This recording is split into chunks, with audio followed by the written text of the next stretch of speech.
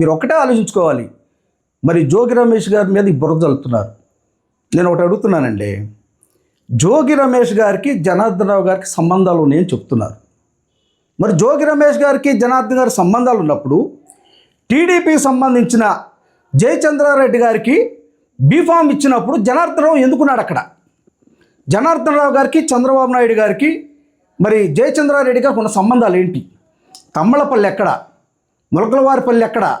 ఇబ్రహీంపట్నం ఎక్కడ? మరి ఈ రోజున తెలుగుదేశం కూటమి ప్రభుత్వం చేస్తున్న అరాచకాలని ప్రశ్నించిన ఏకైక వ్యక్తి, బడుగు బలహీన వర్గాల నుంచి వచ్చిన ఏకైక వ్యక్తి మరి జోగి రమేష్ గారు. మరి ఈ రోజున బిఆర్ అంబేద్కర్ మరి అదేవిధంగా ఆయన ఆశయాలకు అనుగుణంగా మరి ఈ సమాజంలో జరుగుతున్న అరాచకాలని, బడుగు బలహీన వర్గాల మీద జరుగుతున్న దాడుల్ని, పూలే అంబేద్కర్ విధానాలని మరి ప్రజల్లో తీసుకొచ్చి పోరాటం చేస్తున్న ఏకైక వ్యక్తి బడుగు బలహీన వర్గాల ఆశాజ్యోతి మరి జోగి రమేష్ గారు.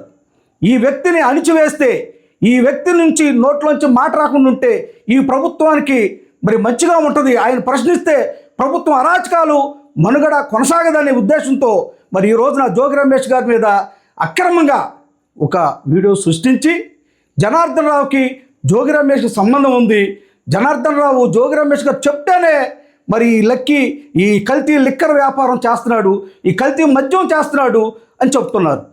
రోజుకి మరి 30,000 బాటిల్స్ మరి ఇక్కడ ఈ డంపులో తయారవుతున్నాయి అన్నారు. మనం జరిగిన మరి జోగి రమేష్ గారు స్వయంగా ప్రెస్ వారిని, ఎలక్ట్రానిక్ మీడియాని, ప్రింట్ మీడియాని తీసుకెళ్ళి అక్కడ జరుగుతున్న కల్తీ వ్యాపారాన్ని, కల్తీ డంపుని ఇది కూటమి ప్రభుత్వం వారే దగ్గరుండి చేస్తున్నారని ఆ యొక్క నిజాలని నిగ్గుదేల్చడం కోసం అందరికి చూపిస్తే ఈ రోజున తెల్లారు ఏమన్నారండి? జనార్దన్ పుట్టుకొచ్చి జనార్దన్ రావు మరి జోగి రమేష్ గారు చెప్తేనే ఈ నకిలీ వ్యాపారం, ఈ నకిలీ లిక్కర్ చేస్తున్నారని చెప్తున్నారు.